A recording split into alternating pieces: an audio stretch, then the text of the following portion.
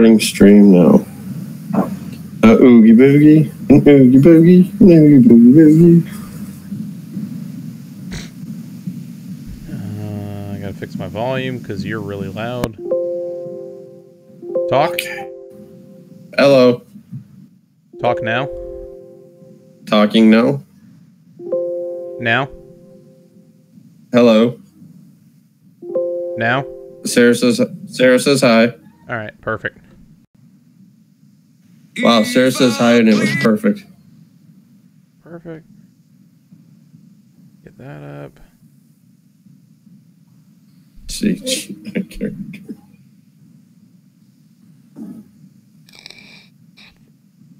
Get a little bit of a later start, but we'll be all right. Yeah, it's all right. Do the mic checks real quick. Where are we at here? Testing 1 2. Testing 1 2. Brian, go ahead. Hello, hello, hello.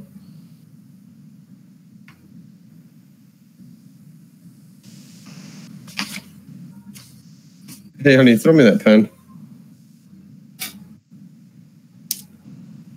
Nice throw. We're good there.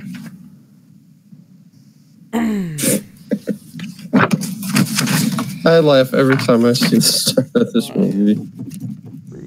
Tony.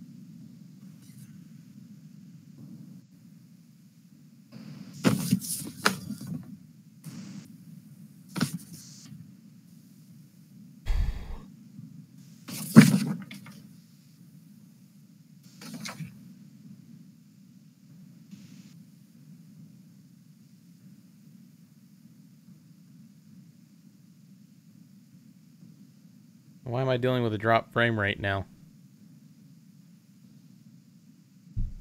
Ryan? Can you see me? I can see you. Can you hear me? Yeah, I'm here. And now I'm dealing with a drop frame rate that's... Yeah, I can hear you. I can see you too. You just took a hit out of your e-cig. Yes, I did. And you just blew it into them. And you just blew it into the mic. They get right past by Joe Lucerina here, honey. Right there. There's Joe Lucerina in 3, 2, 1. There it is. Right there. There it is.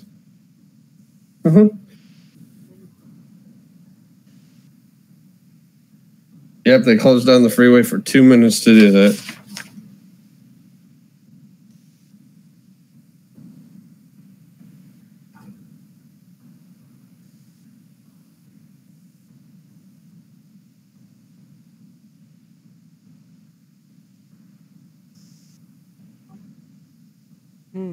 Might be 7:36 by the time we start. Yeah, whatever. It's a little late. So I'm reading the show sheet here that you got me. Mm-hmm. And your picks. What about them? For the Xfinity. Pretty much spot on, minus one thing.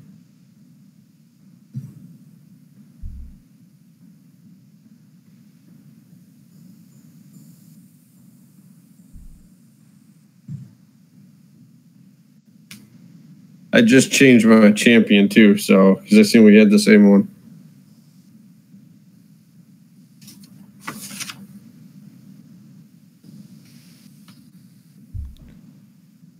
What's a show without technical difficulties, right?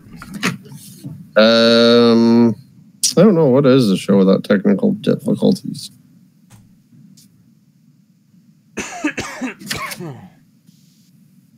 Definitely wouldn't be one of our shows. Nope.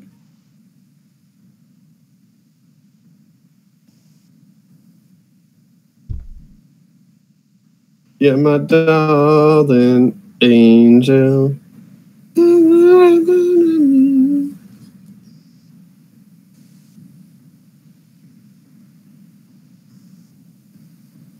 I hope my media's on mute on here on the phone so I can chat with peeps. I hope my media's on mute. It's not on mute. No, it was not. No, it was not. It was not on mute. All right, one more thing, and then we'll be ready to get her going. Yep. Just a high five.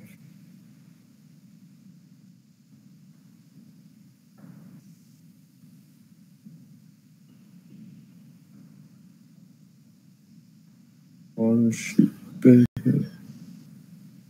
Shooting.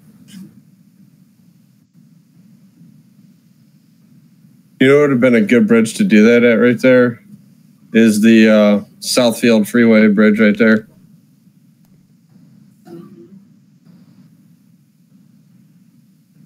What up, Tony? Yo, Tony. All right, you ready, dude? Yeah, I'm ready.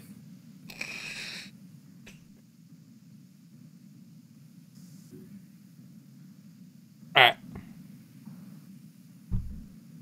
If I bleed tonight, if I am sad tonight, I don't have a job to find. And if I work tonight, if I'm so tired tonight, I'll fall asleep when I'm home. Ladies and gentlemen, welcome to the Lugs podcast, episode 42. I'm your host, AJ. With me, as always, is my co-host, the 0-2 Detroit Lion fan, Ryan Rencola. Ryan, how's it going? You know what? I'm doing good, AJ. What's up, guys? I may be 0-2, or the Lions may be 0-2, but in fantasy football, in both my money leagues, 2-0, and I might as well have the steal of the draft quarterback in one of my leagues. I got Patrick Mahomes.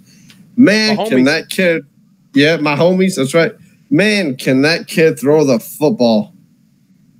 Yeah, he's looking all right, but I just, like I keep telling you when we talk outside of the show, I don't know how long he can consistently play like this before teams start getting the feedback on him and the game film on him. Oh, I think he can do it all year. I really do. I think, plus you got to think too, if that doesn't, he doesn't work, they got a good running back. With Kareem Hunt in the backfield, they still got good weapons with Kelsey and Tyreek Hill, and plus the addition of Sammy Watkins there, man. Unreal. Sammy had a pretty good game this weekend from what I saw. Yeah, he did. He had a lot of yards. I don't think he may have got one touchdown, but unreal, man, how he's playing right now. But back to my beloved Detroit Lions. Why are they the stepping stone for the NFL?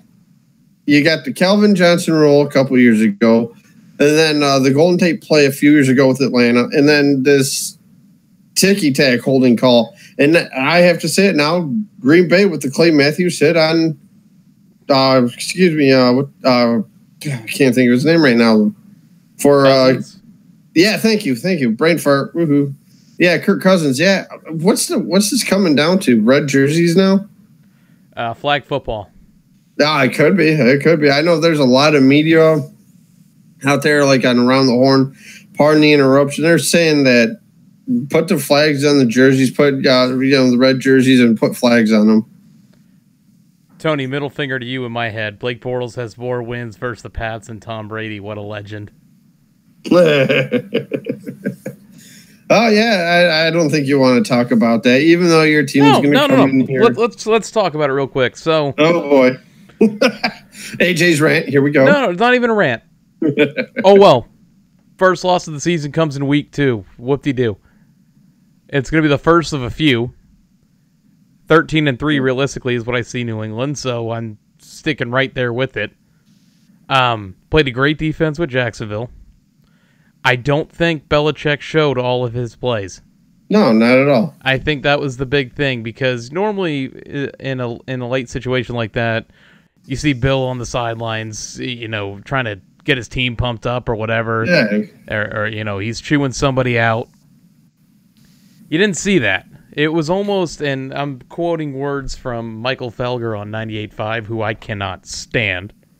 Okay. You got one of them too. It was almost like a scheduled loss. I tell you, I think I forgot who it was. It was somebody on Around the Horn. Oh yeah, it was Boston's own. Bob Ryan said it was the passing of the guard, I guess, on Sunday with that loss to Jacksonville. No, it's not. New England's still the team to beat, and until somebody does it in the postseason, then they're still the team to beat. Bless you, Sarah. I agree with that. And then yesterday the trade for Josh Gordon, I think helps that team out immensely.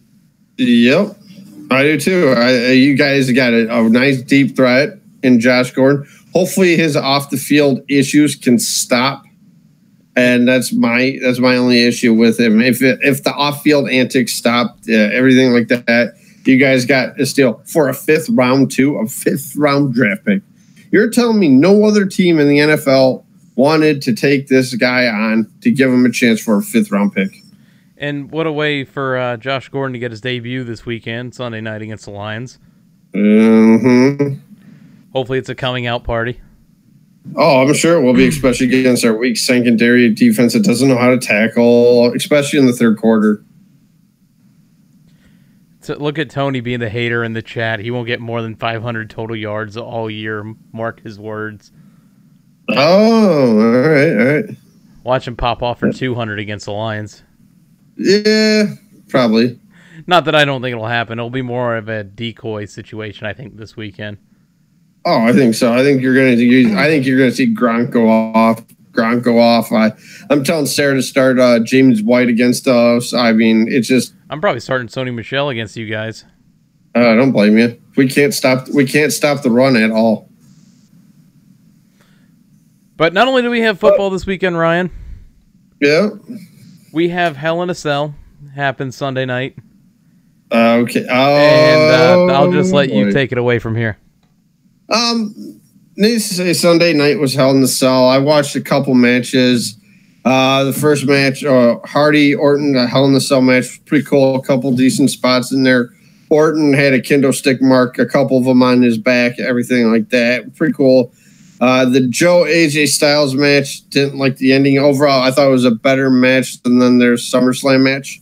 And then I skipped the rest of it. I seen that Becky Lynch won the women's title.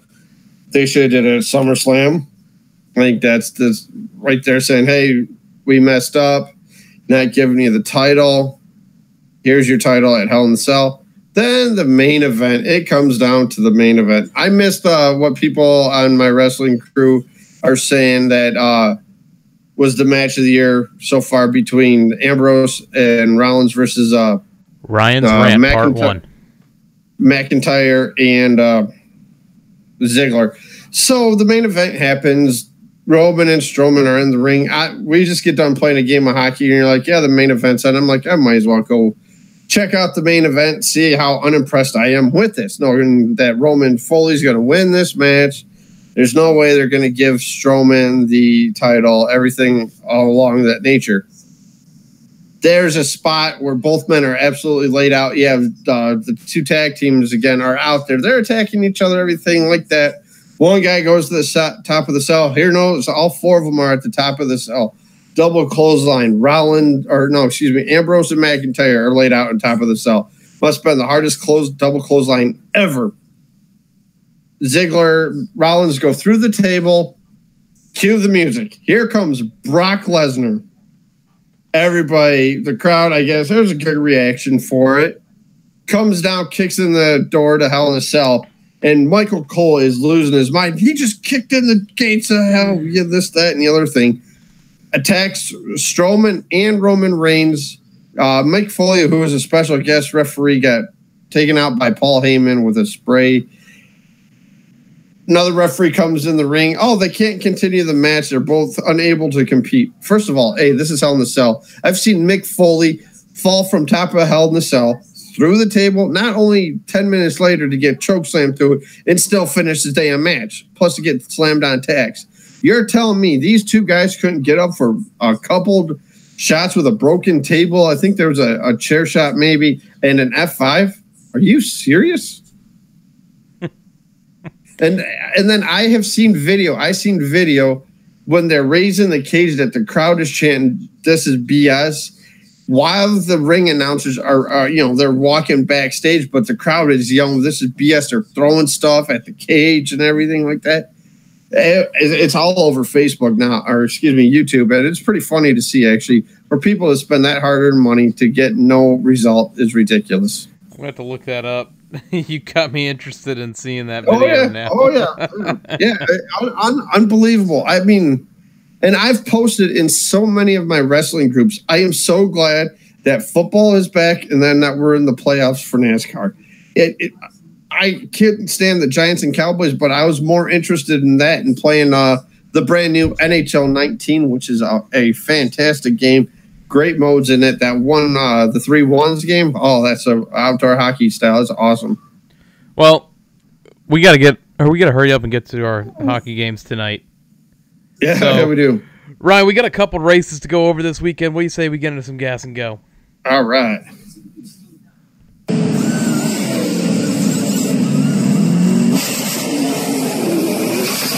All right, Gas to Go, if you're new to the show, it is where we recap the race weekend. This weekend, we had all 3 series in action. We're starting off with the Camping World Truck Series from Las Vegas. All 3 series were in Las Vegas. And how about Grant Enfinger getting his first win of the season, and he clinches a spot in the next round of the playoffs? How about that? That came out of nowhere. Yes, it did, and I think we were 0 for 2 on who was out this round. I think we both had Enfinger and both. I know we both had Justin Haley out, but we're on the Xbox and we're playing a game of hockey, and we had a little slight delay, and I knew they were doing a green-white checker, and I see cars respawn, and it looked like they had the checker flag symbol up on Fox, and I said, "Hey, AJ, Brett Moffitt won the race." I'm all excited. I'm like, "Hey, the guy I picked to win the championship." Oh, I guess not. Yeah, switch back after a next game, and Grant Enfinger's in victory lane. I'm like, What's going on? So I rewinded. There was a big wreck in the second green-white checkered. So, man, was there some hard hits in that race, too. All 3 races this weekend. Yeah, it was like a wreckfest weekend in Las Vegas. Yes, it was. It was. So, I didn't think he was going to win because, like you just said, you told me Moffitt was winning because I missed. When I miss more than half of the race,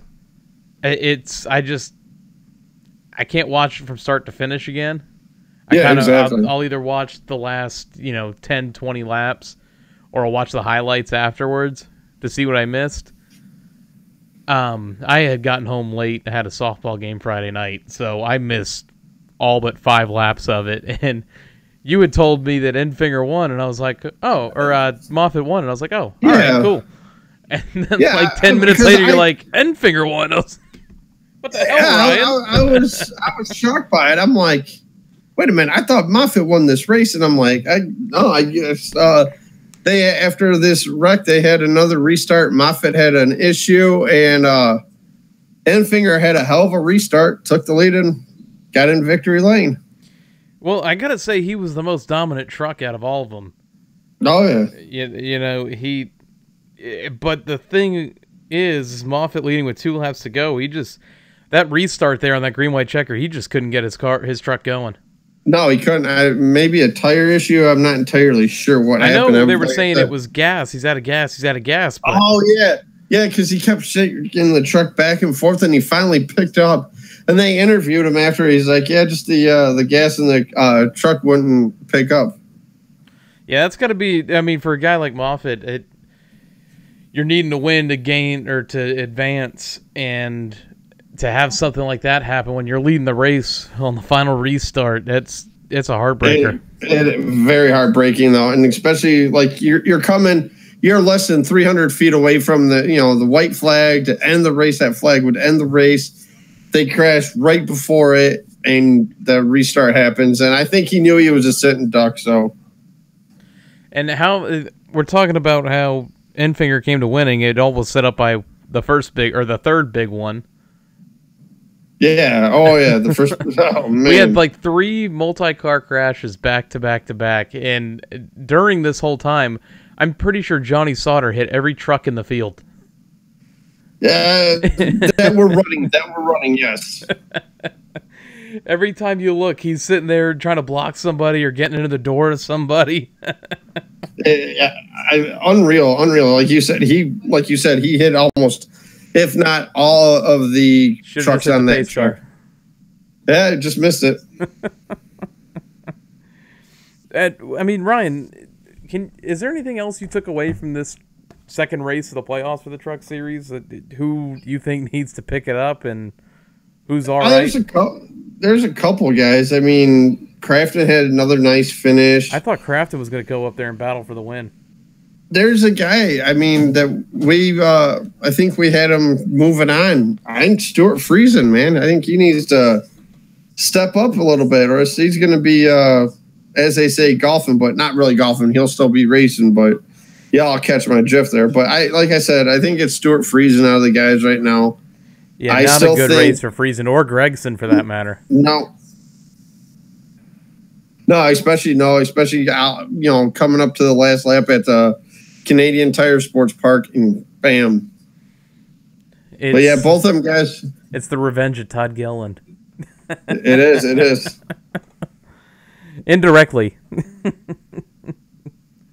Your stage winners of this one, Ryan. First stage, Noah Gregson. Second stage, Grant Enfinger. And your race winner was Grant Enfinger.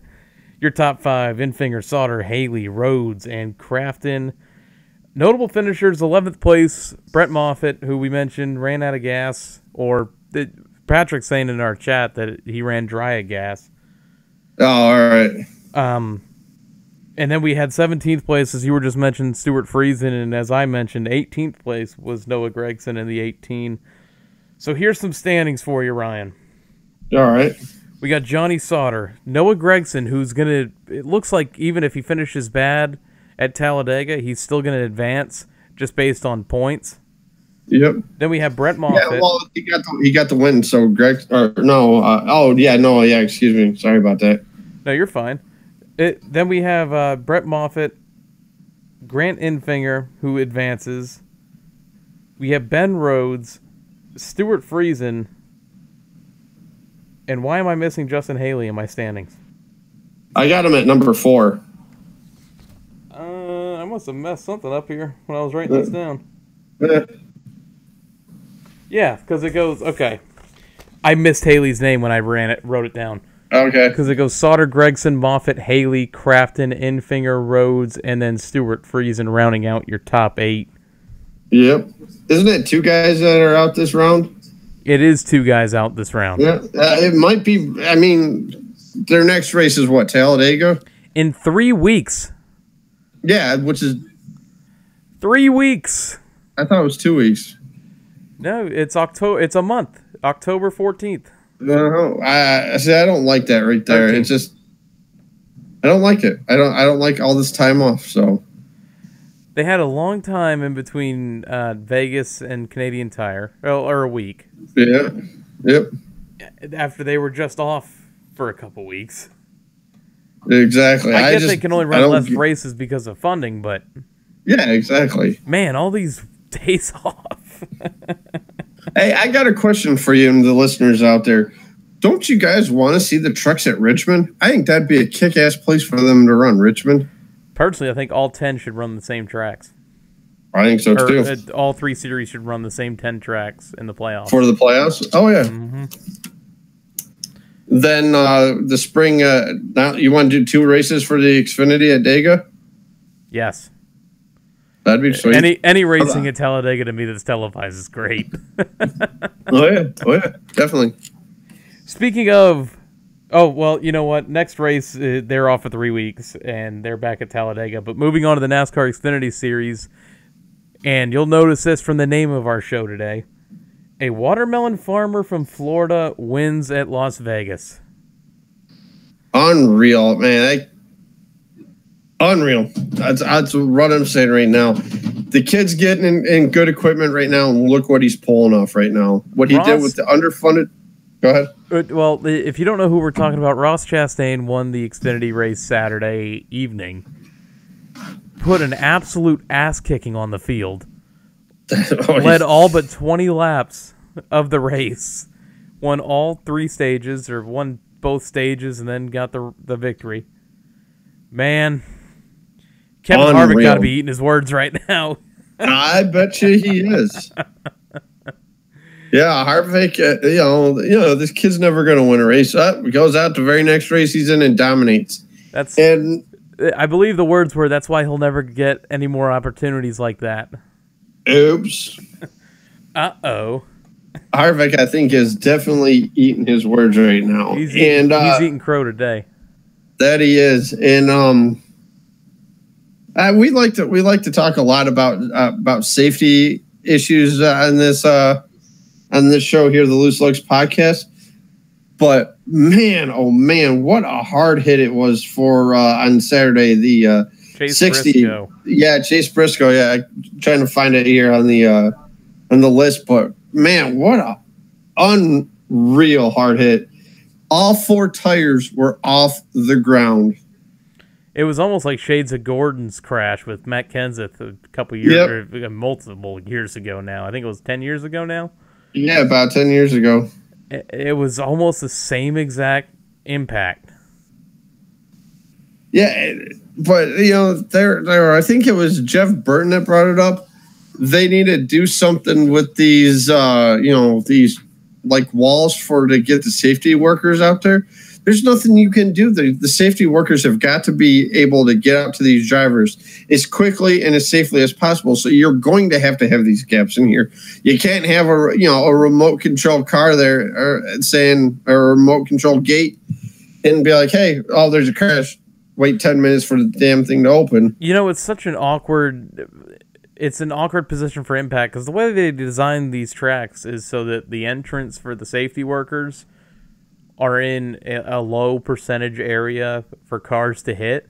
Yep. It's one of those spots that you never really get anybody to wreck there. I mean, this is the first one we've had in that section of the racetrack since, Jeff Gordon in 2008.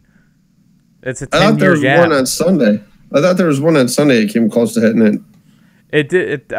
Shoot, I can't remember who it was, but it was close. It wasn't. I mean, it wasn't that close, but it was close. Oh, yeah. But that was, and for him to get out of that car, I mean, he was definitely shaken up, that's for sure. But to get out of the car and walk, I don't know if there was I don't think there was any injuries, though, but unbelievable that these guys can walk away from these hard impacts. Speaking of crashes, Tyler Reddick, man. Yeah. What the hell? Oops. Bad time for this to be happening.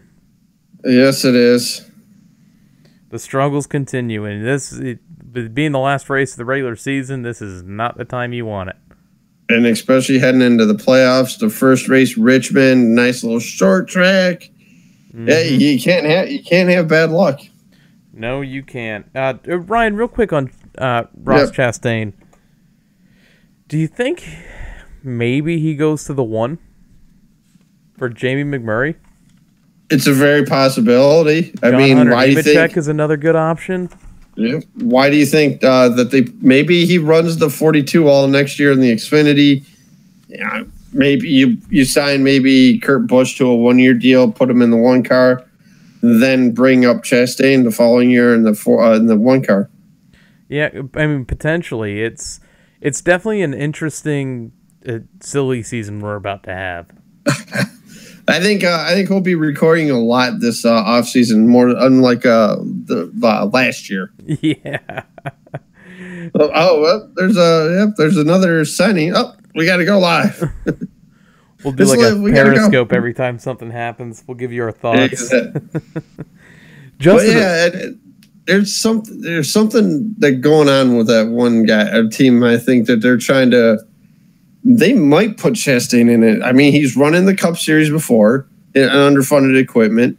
The kid's got talent, obviously, and it shows. Put the kid in equipment, look what happens. And then, did you see after all the photo ops and all that, he took a watermelon to the start-finish line and slammed it onto the track and holding the watermelon up in victory lane. Yeah, that was pretty cool. Hey, real quick before I forget.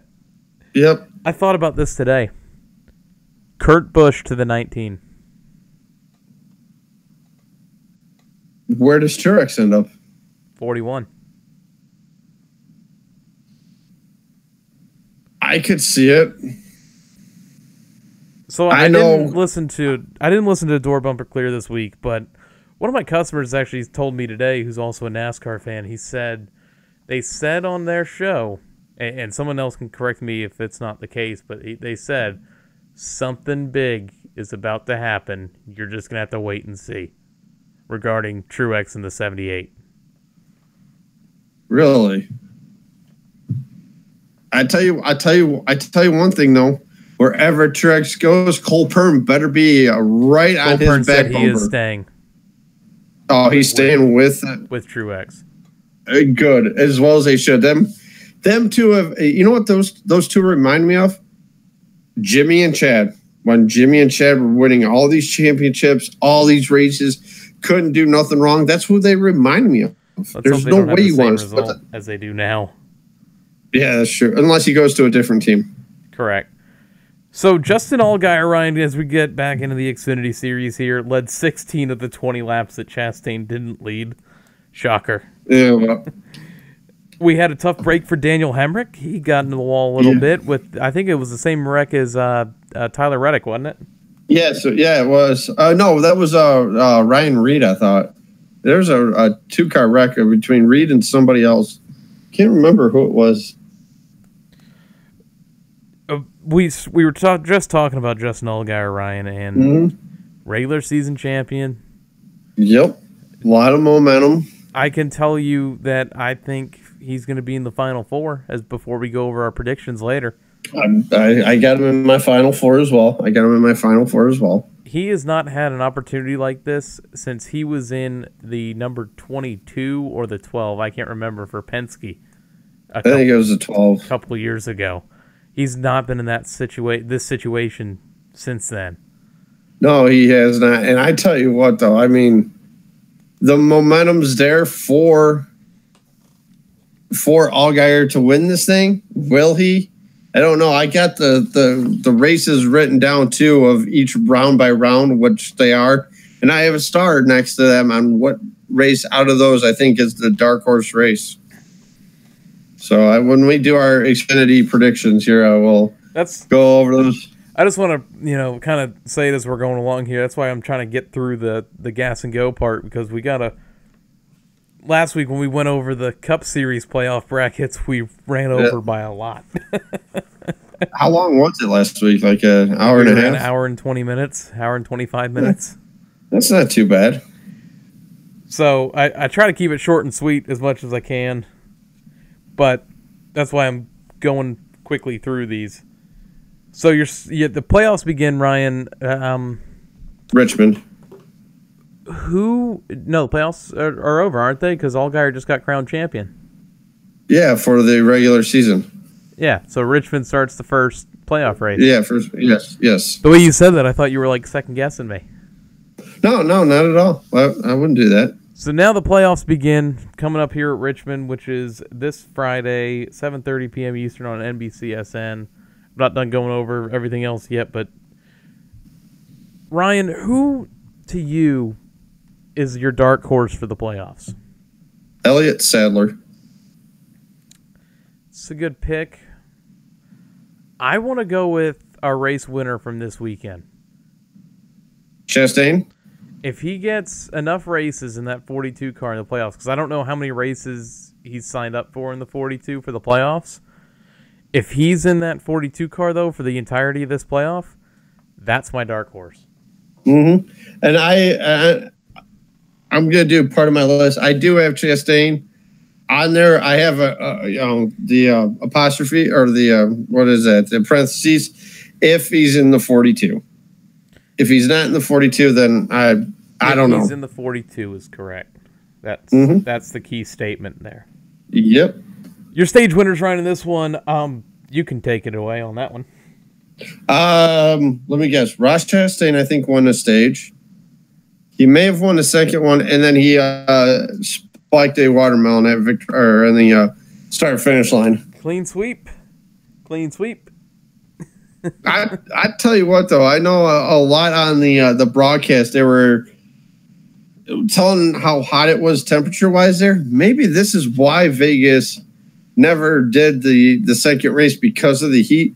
like Parker Kligerman and a couple of the other pit reporters were on the broadcast showing their tablet wouldn't work because it was so hot that they had to put it on ice and everything like that. Unreal. Did you notice that they would flash into Justin Allgaier's car and he's got the temperature next to his seat? Did you notice anything weird about his gauge? It said like 198 degrees in the car or something like that. No. It said 32 degrees Celsius or 35 degrees Celsius. I was like, what? No. You know what? You know why they probably did it like that? Hey, just think of it as a cool, because they obviously they know it's hot. Just think Celsius. Maybe you'll think it's Fahrenheit. When I first saw that, I took a double take because I'm like, oh wow, it must be really nice in that car. Oh yeah. I gotta see what the actual temperature was, or at least see if I'm close in case I'm wrong. So 35 degrees Celsius is 95 degrees Fahrenheit, so it was higher than that because I remember it equated to like 137. Yeah, it was really warm in these cars.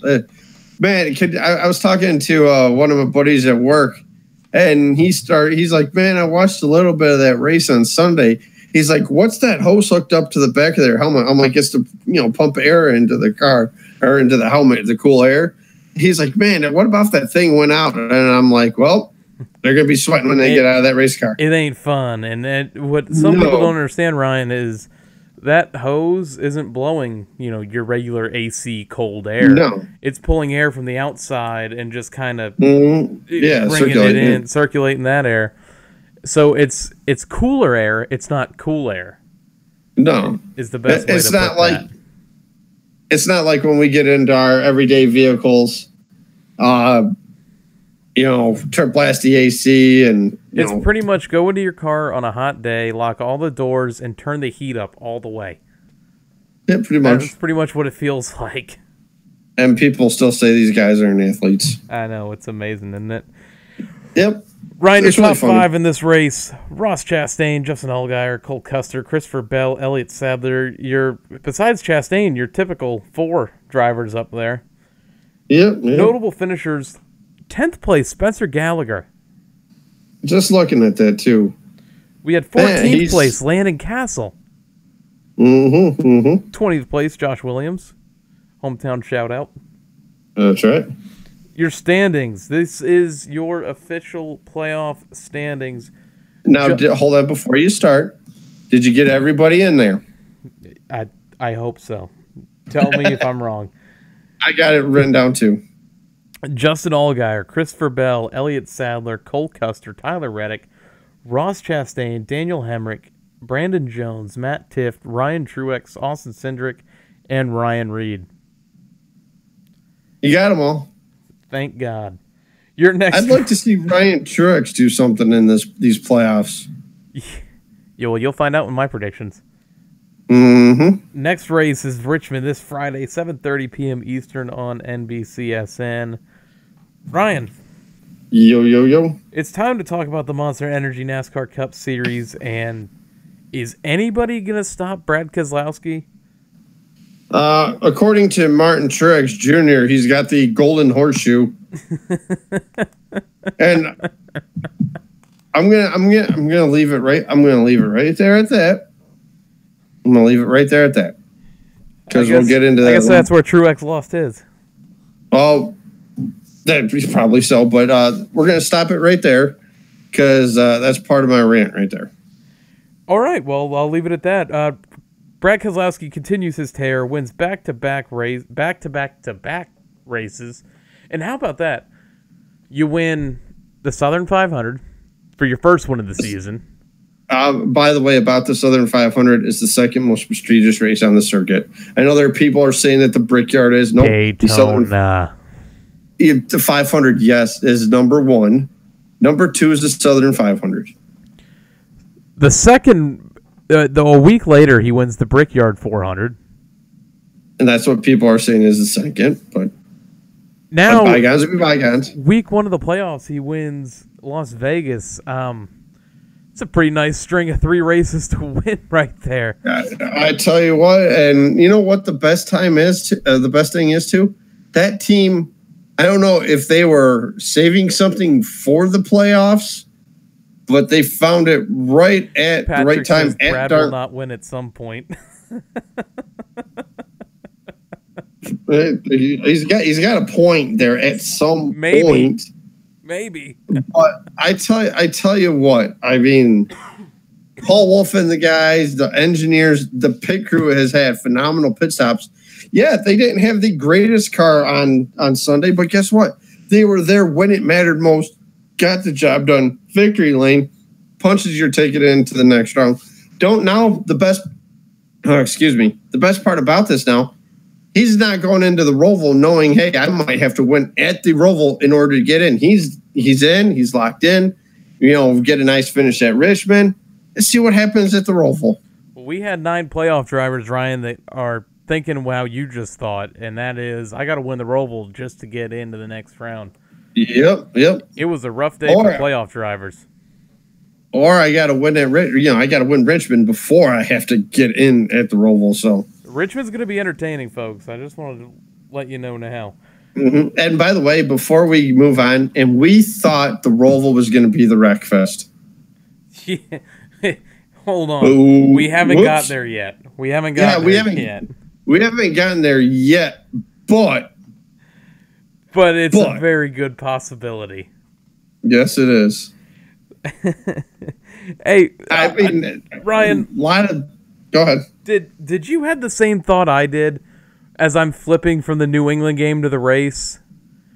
Why IndyCar came on the screen when the red flag was out for the race? I did, and I understand why NBCSN did that. I thought I missed the finish too. But due to the fact that I knew it was a red flag and what happened to the guy second in place, Rossi, when he clipped the wing or something like that in his car, so they had to, that was big right there for the IndyCar championship right there. I mean, it didn't mean much anyway, but I'm like, did they switch the race over to regular NBC? No, just to waste time for the red flag. That's all it was. Crazy. I was scrolling through Twitter, trying to refresh everything to make sure I'm not the only one seeing this right now, and make sure the race didn't end yet. I know there was a lot of people like on my NASCAR board, like, what happened to the race? What happened to the race coverage? Well, apparently, they've decided to switch over. So red flag gets displayed. I flip it back to the football game. I think 15, 17 minutes go by, and I'm like, oh, damn, the race. Overtime. I flip it back, and that's when it's on IndyCar, and I'm like, I missed it. I missed the ending. And so then I do my usual, like I'm looking through my notifications, because every time a race ends, it comes to my phone, and it comes up, the leaderboard and all that, and I'm like, well, I never got a notification. That's when I went to Twitter, and I saw people saying, WTF IndyCar on, it's an overtime playoffs. So I was like, thank God I didn't miss it. I actually had the NBC Sports Go app going. Yeah. NBC Sports app, not the Sports Go app. That's Fox Sports. But I had that going because I didn't know if they were going to bring IndyCar back on or NASCAR back on. Mm-hmm. I was going back and forth because when the red flag was out, I was going back and forth between the Lions game, Red Zone, and the race. So I was channel surfing. And then I went, like you said, I went there and I'm like, did I miss the race? So I'm checking the NBC Facebook page, the NASCAR on NBC Facebook page. Normally they announce who wins, and I'm like, okay, good, we didn't miss it. And then that's when the restart happened, and Keselowski pulled away. Pretty sure I missed another Jacksonville touchdown when I was watching the race. It happens. Scheduled loss. Scheduled. But we did have a great overtime finish, Ryan. Brad Keselowski, Joey Logano battling it out, and even Kyle Larson battling it out with those guys. Yeah, where the heck did he come from? I'm not going to lie to you. I thought Logano was going to put Keselowski in the wall, or vice versa. I thought so too. After the restart and Logano's there, and I'm like, man, he may put the bumper to him. And granted, yeah, it's teammates. Yes, it is the playoffs. Thought for that split second, and I'm like, nah, I don't think he will. I mean, they're good. They're good teammates. They're good teammates anyway. So I mean, I think Joey 5-6 years ago would have done it. Oh yeah. Now here is my question to you, AJ. This entire playoffs from Vegas now to the final race at Homestead, will we see any off-track incidents between drivers and crews? I'm not sure, but I wouldn't mind if there was. I am going to say you are going to see it. I love it because it brings so much more to a race weekend. You know, what's going to happen when these guys get next to each other? You know, what if the white flag's out and they're close and they're both one's first, one's second? You know, what's going to happen? Like, I love that drama that comes into play with this playoff system. So, if it happens, it'll be great. Exactly. I hope so. I mean, I love to see drivers dispute, especially if they're going for a spot on track. You know what it means? It means they're actually racing. They're not complaining about, oh, you raced me too hard. You did this too hard. No, it's them going for a championship. It's them trying to win it. Ryan, you want to talk about off-track issues?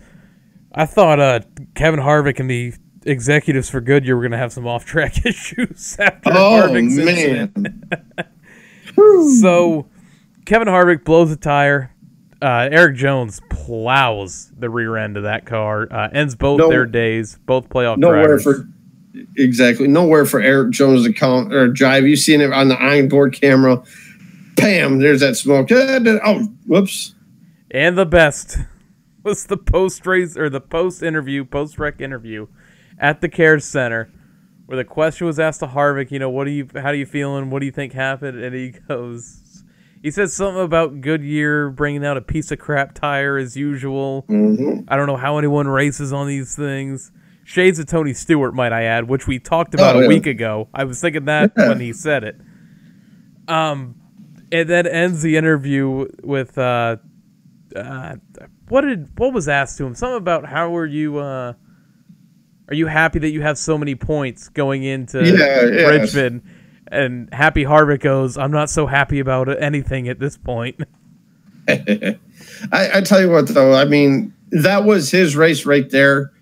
In order for him to advance in the next round, that was his one race right there because he had so many points. I think he could not even win and he'll advance because his points were so high this going into the next round. I just feel like he's got kind of a Truex advantage. Like him and Kyle have the Truex advantage of 2017 of having so many stage wins and so many playoff points and so many wins that they can kind of coast their way and perform when they need to. But one bad performance isn't going to kill their playoff chances. Oh, of course. You know what? You know, the thing is, too, is, like I said, I'm channel surfing back and forth. And it was after the Harvick-Eric Jones incident, Denny Hamlin spins through the grass. And he got out of that car in a hurry. Oh, he was not happy about it. I might have missed the interview, Ryan. If you saw an interview with Denny at all, go ahead and say what he said. I did not see the interview with it or with Denny after it, but I know a lot of these guys are getting so mad when they spin out and they run over the grass and it tears up the splitter of the car. There was a lot more than just a splitter damage done to that race car. Like the hood was all bent out of shape and all that. It's crazy, man. Every time, I don't mean to interrupt you, but every time Denny's car gets somewhat sideways, doesn't it seem like the flaps on the hood break? Yeah. Every time he gets sideways. Yes, it does. And I know that Larry Mack had posted something on Twitter about it. Jeff Burton even said something about it on during the broadcast, that when they get to Charlotte here in a couple weeks for the Roval, they got rid of all the grass on that front stretch right there, and they put like an AstroTurf type of surface on there, like what you see on an NFL field. Maybe that won't damage cars as badly as we think they do when they slide through this natural grass. Larry Mack said that the splitter. That too. Larry Mack said they should do away without the grass on the infields and all that at these tracks like Daytona, Talladega, obviously Vegas, Kentucky. Oh, okay, what, you're just going to have natural pavement on all of them? Looks like an eyesore. Yeah, it would actually. We're going to run down here. We're going to go across the Daytona 500 logo. Yeah, but we're below the yellow line there. I just don't see that ever happening. No, I don't. Do something about the grass, yes. Maybe this AstroTurf stuff will work at the Roval. We'll find out, like I said, a couple weeks. Correct. Ryan, we had Martin Truex Jr. having another dominant car and a dominant performance with just nothing to show for it. It's been the story of that team. Stages 1 and 2, they look great. And then that final part of the race, that final segment of the race hits, and it's a pit road struggle, or it's a mechanical problem, or it just can't get through traffic based on adjustments. It's been the story of that team this season. Yes, they have, 3-4 wins? 4 wins. But even then, they're having so many struggles that I feel like they could avoid. Exactly. And the thing is, too, though, like with Truex, though, do you think that's creeping into their mind right now that after this year they're no longer, a team, that their project's folding? Pit guys are going to have to find a new job. All these guys that work on the car are going to have to find a new job, for somewhere else to work. I don't know if I necessarily feel that way, Ryan. Maybe if this was happening, if this had just started happening after that announcement was made, but this has been the story from Daytona to now, is the team just can't finish like they have been in the past. Martin Truex Jr. should easily have 6-7 wins like Harvick and Kyle do. Easily. But pit road penalties, late race accidents, early race accidents, blown motors. Blown motors. It's not like them from what we're used to seeing. Exactly. It's kind of shocking if you ask me. And Ben, another playoff guy had an issue, Chase Elliott. Don't get me started. I'm just... They're sitting there going through the field, talking about how Chase is happy with his car, and he's happy he's been running inside the top 10, and no sooner does that get out of their mouth, Jamie McMurray spins right in front of him as they're panned on him, and you can't slow down in time. Nope. Like you said, a lot of the playoff guys had issues here. I mean, Johnson, the 48 car, by the way, showed some speed. All of Hendrick, Ryan, showed speed. And then they all... had their issue. They, how some may say, shat the bed. Touche. I don't know, man. I don't know. I don't like my Jimmy Johnson pick anymore getting into the next round. I do. You already mentioned Denny Hamlin. That was the last thing I have from the race on here. Oh, Bubba Wallace. Another brake issue. Yeah. What are they doing? Are they not? I don't know, man. I don't know. If I'm Bubba, I'm afraid to get in those cars every Sunday. Well, he'll be all right. He'll be all right Saturday night at Richmond. It is a short track. The Roval, oh boy. I don't know. Going into that turn 1 where Byron hit during one of the tests, I don't know. Oh, he had issues again, too. Yes, he did. He did have issues again. Running very well up until his issues. Yeah. All the Hendrick guys were running good. Yeah, that was the thing. Run well, and then you know what happened. Mm-hmm. Yep. Your stage By the winner. way, you know, in the Xfinity program. What's that? You know how you're talking about Ross Chastain on in the Xfinity, but he did run the Cup race, finished 20th. Here are some of the names he finished ahead of: Kurt Busch, Jimmy Johnson, Clint Bowyer, Stenhouse, Hamlin, Jamie McMurray.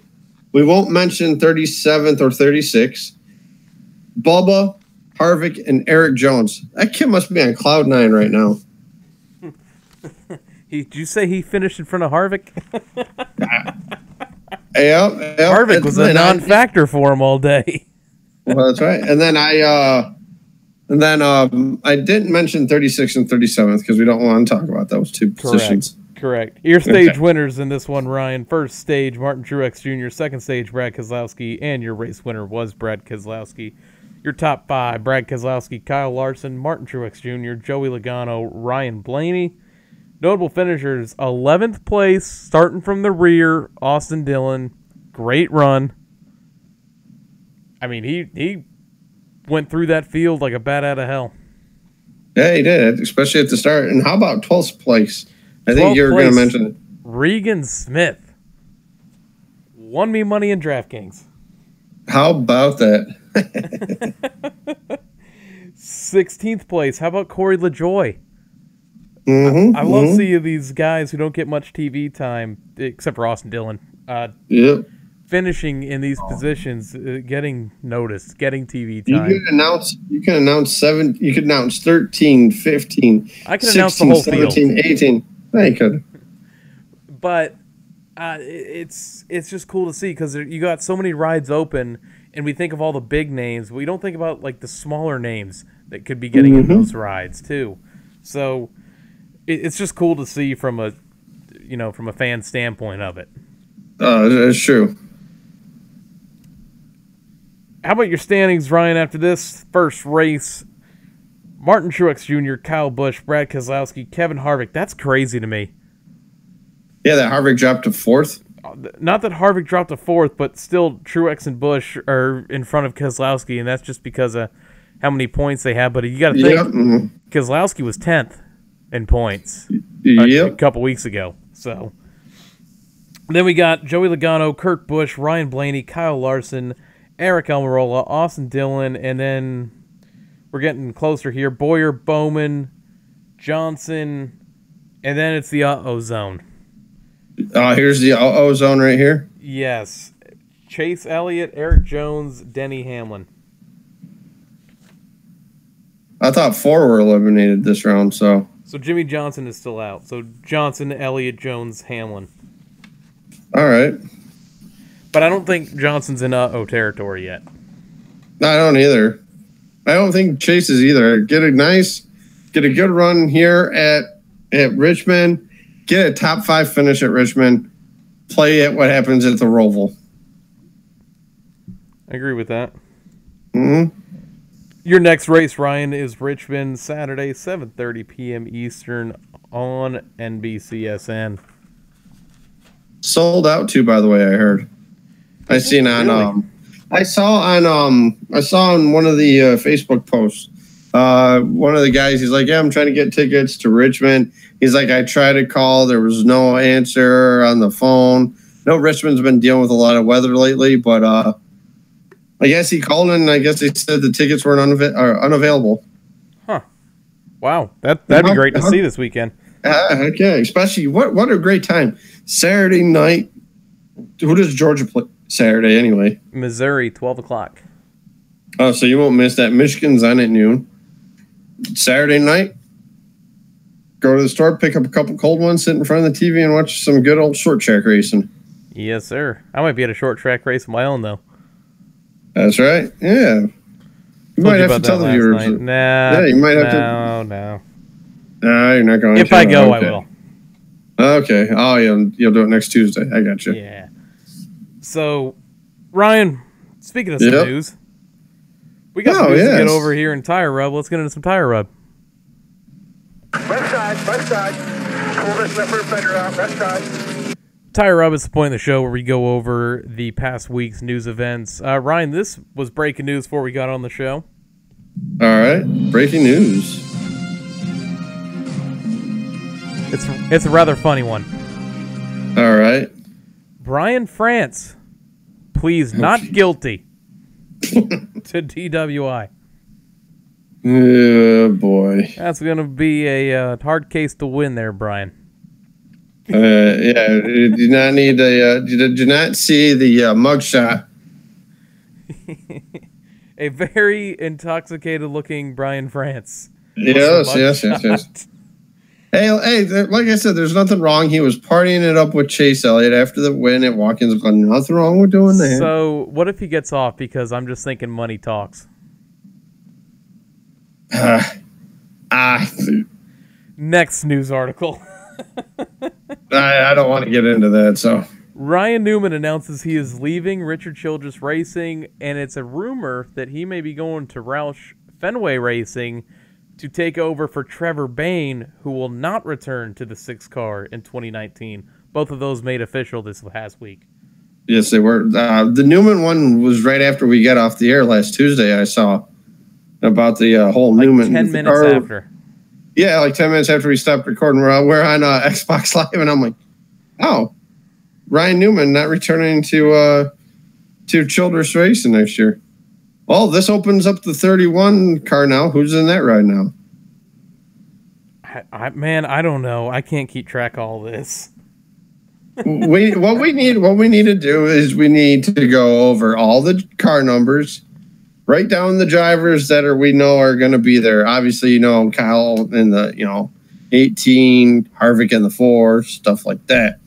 But if Newman does go to the 6 car, what does that do for Matt Kenseth? Well, I also have that in here, Ryan. Matt Kenseth says he's open to running a limited schedule in 2019. Oh, no. Does Jack do it to Ricky? Have him run the partial schedule? No. Moving on. I'm just saying. Or maybe he funds it. I don't think he could do a third team for the partial schedule.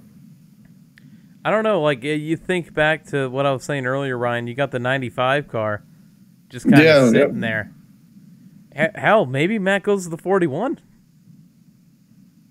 He could go to the 41. Maybe he runs full time. You just never know. Speaking of like a spot from a sponsorship standpoint, Ryan, Hendrick Motorsports is in talks with Lowe's about running a limited sponsorship next year. I honestly hope it gets worked out, because to see the 48 and anything but Lowe's is going to look weird as hell to me. I am probably going to look weird as hell to you. Have they announced who the main primary sponsor is going to be in that car next year? I haven't heard nothing on any of that yet. I think it'd be great to see Lowe's stay with Jimmy, even if it is for a limited time. At least there's a Lowe's logo somewhere on the 48, Oh, exactly. And then I can't think. Like I said, it's going to feel weird. I mean, there's so many sponsors that could come into this sport. What if Home Depot came back? That would be awkward. It would be slightly weird. Yeah, and the weird thing is too about the whole a 7-time champion having trouble with sponsors. I mean, I know it's not him, it's the organization too as well. But there's so many opportunities for sponsorship that could do it. And another thing that same customer I was telling you all about earlier, he's a Jimmy fan, and I brought up to him, I go, what if Jimmy just retires after the season? I know he's signed through 2020, but what if they figure, Lowe's isn't the sponsor anymore? I've already won 7 championships. Why not? That's it. What's more there to accomplish? I know there is. I know he wants to win 8. I do know that for sure. He wants to win 8. I think he's going to do the schedule or the contract to 2020. He's also said he may want to run the Indy 500 too. Hey, maybe he begins an IndyCar career, turns into Danica.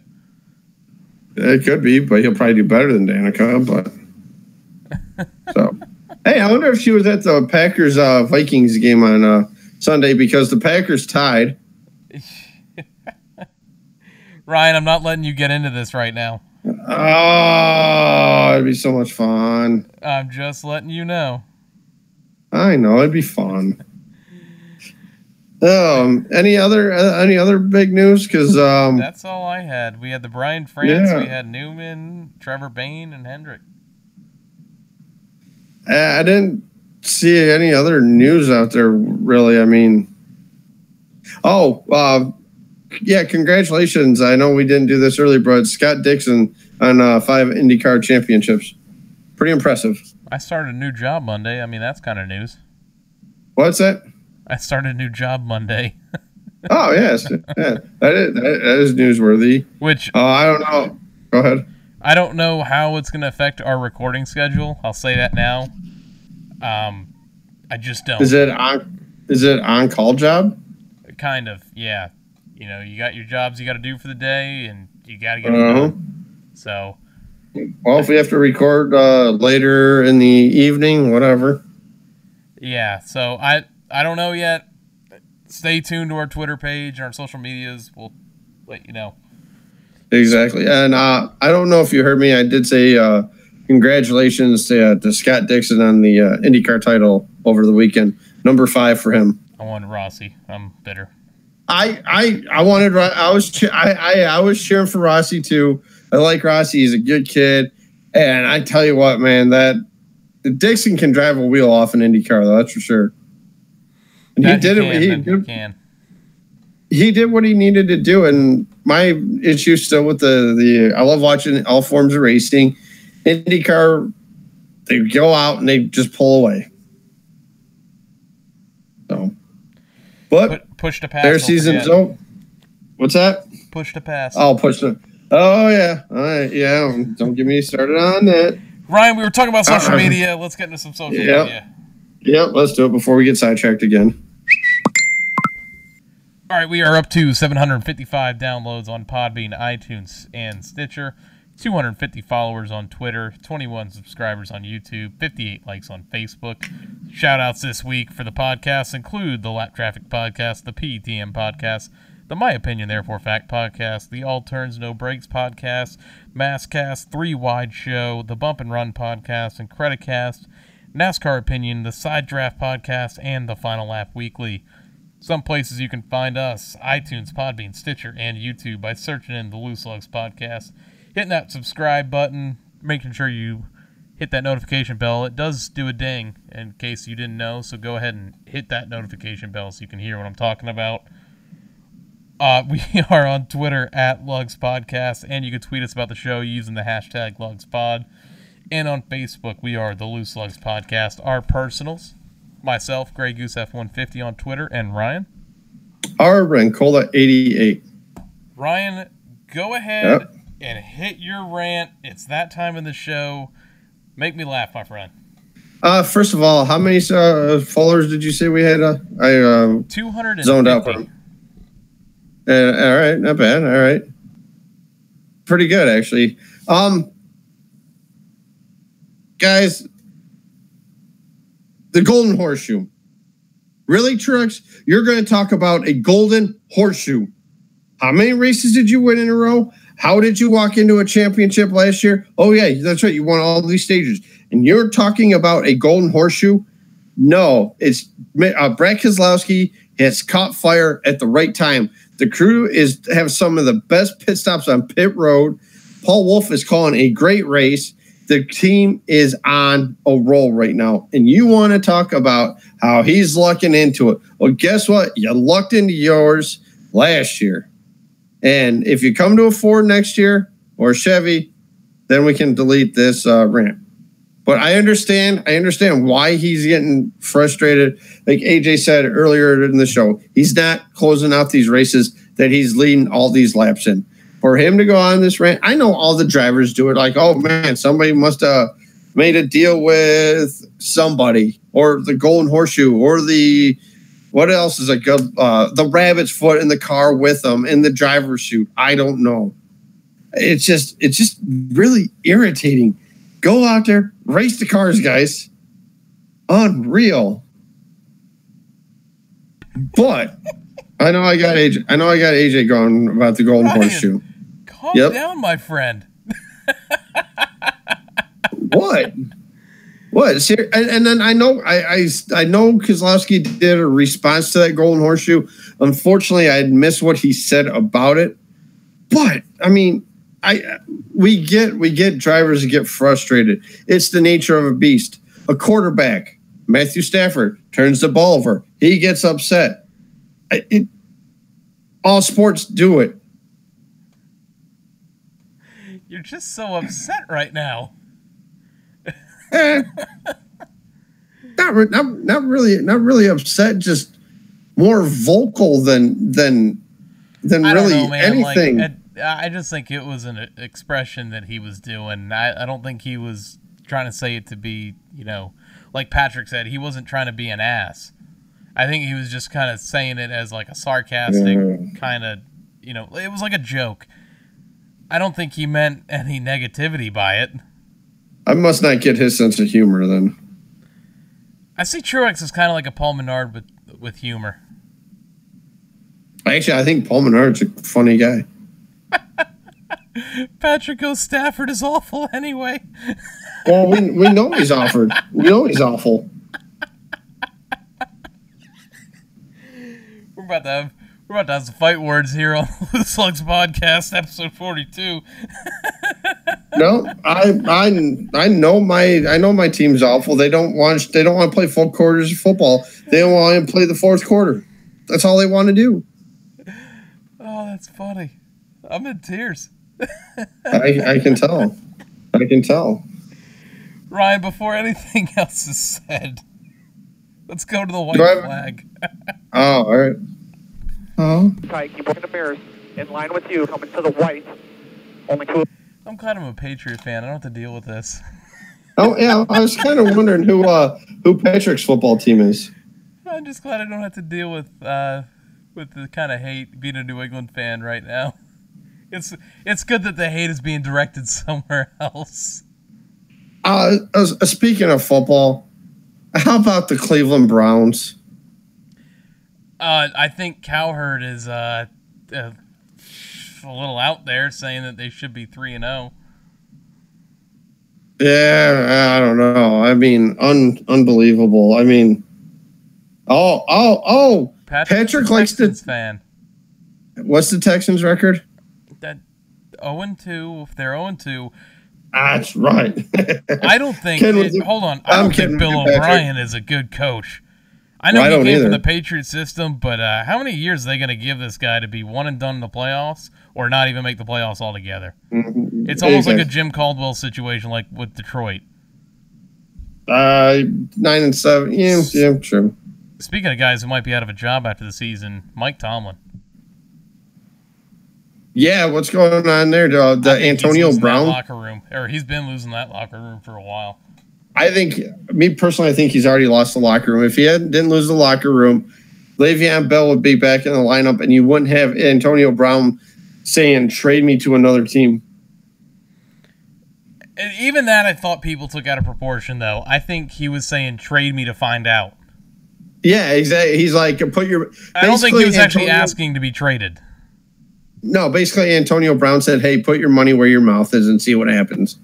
Yeah, see, that's what I think he meant by it, and I think everyone else blew it way out of proportion. Yeah, exactly. I got they blew that out of proportion. Please, and man. by the way, Le'Veon Bell, please come back. Yeah. Speaking of the Texans, you got a good quarterback down there though, and Deshaun Watson. So he did make a couple boneheaded plays against New England. Watson did. Yep. The future's bright down there. They need a running game though. Their problem is with the Lions. They don't have a running back. Although LeGarrette Blount stepping up this weekend and shoving the defender down when granted Stafford's in bounds, everything like that. He gets shoved down, and LeGarrette Blount on the bench is standing right there and shoves this guy down. You know what that told me right there? There is finally somebody in this locker room who's going to step up and be the voice of the locker room. No, and I think it's captain, man. That's how he's been. Yep, I think he's going to do that. And aren't we on the white flag? We are. I'm waiting to go over some predictions here. I thought, we got this is a little rain delay. We had a little rain delay. Xfinity playoffs have started. Yep. Who were your first four out? Who was remaining? My first four out are going to be Ryan Reed, Matt Tifft, Brandon Jones, and unfortunately Ryan Truex. If you just take out Ryan Truex from that and move him to the next round, it's the same. I have Cindric not making it. You have Cindric not making it? All right. So, round two for me is Allgaier, Bell, Sadler, Custer. Chastain, All right, I got- Reddick, Hemrick, Truex. All right, I got Allgaier, Bell, Sadler, Chastain if he's in the 42. If he's not in the 42, then Custer will be in it. My final four, Allgaier, Bell, Sadler, Custer. My champion out of those, Justin Allgaier. Very, very good pick. Momentum is on his side right now, and they are running a road course, so look out. Yeah, So, yeah, 'cause he's been the man on the road courses this year. That he has. And as you did as we did the show sheet, as you forwarded to me to the show sheet, I saw your predictions. I did have Allgaier penciled in as champion too, but I'm going to be different. I'm going to switch it up, and I'm going to go to the 20 of Christopher Bell. Not a surprise. That's where I would have went. How did you? Yeah, go on the 7? Yeah, it's been those two. It's been those two guys all year. I mean, I'd love to see Elliott Sadler win it, go out on top, right off into the sunset. I mean, I know people are.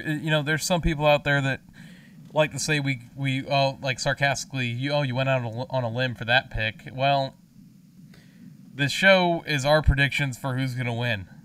I'm not going to base it off of who's the underdog that I think could win.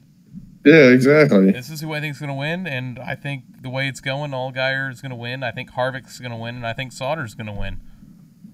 Exactly. I mean, look how great we're doing in our truck predictions. Yeah, we're doing awesome. That's right. Woo!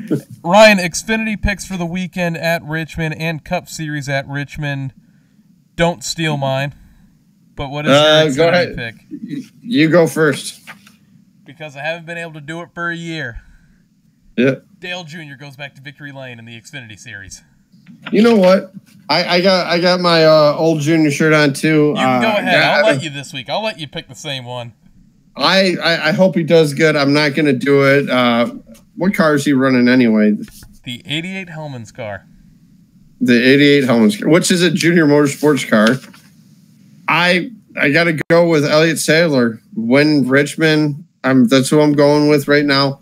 I'd love to see Junior in victory lane. And now this is the funny thing too. The playoffs are started for the Xfinity Series, but Junior is a former Cup guy. Unless they're counting him as a the whole retired thing. He's retired. He hasn't competed in the Cup Series this year. That is, well, he's driven the pace car a couple times. He got bump drafted by Kyle Busch. That he did. But yeah, I just think it's going to be Elliott Sadler. I think he's going to get that win this year. Get that win. Go out on top at Richmond. In the Cup Series, Ryan, because I think our picks differ here, I'll let you go first. You go first. All right, my race winner is going to be the 42 with Kyle Larson. All right. My reason being he won this race last year. Yes, you did. And my sleeper pick, the number 9 to Chase Elliott, needing a win. Yeah. Good picks. My race winner, I hate doing it. It's going to be the 18 of Kyle Busch. My dark horse is going to be Ryan Blaney. You literally went with my pick from last week. About Kyle and Blaney? Yeah, I went Kyle and Blaney last week. Fine. No. I'm saying go ahead and do it. I was going to do Denny Hamlin as my dark horse because he ain't done, which is good. So, but all them guys run good at Richmond. Should be a good race. That it should. I'm looking forward to it. I mean, 2 playoff races. I can't wait till we get 3 playoff races in the same weekend, which I don't think will happen till Homestead. That might be a while. No, I think they do Texas. I think they do Texas and Phoenix all together. Yeah, Richmond, Roval, the trucks don't run. Dover. No, Kansas might be a 3-1-2. Is it? So, I think so. I think Kansas, Texas, and Phoenix and Homestead are all the all together. I do believe, if I'm not mistaken. Well, Ryan. So, yep. That does it for me. Oh, you're doing the Tony Reale paper toss. Yep, there's the paper toss. It's gonna be my new thing, I think. All right. I like that. being that we're signing off from the show today, why don't you hit everybody with it? Guys, I hope everybody has a great weekend, a great week. We'll see some short track Saturday night racing, and we'll see you at the track. Special thanks to Tony, Patrick. Patrick, thanks for chatting with us about the show tonight, even though you got a little mad with Ryan right there. It's all good. It's football. Thanks, you guys, for talking with us about the show. Thank you to everyone else who tuned in, even if you didn't say anything. Everyone listening on Podbean, iTunes, and Stitcher, we appreciate every one of you. That does it for me. Everyone have a fun weekend with the race. Dale, yeah.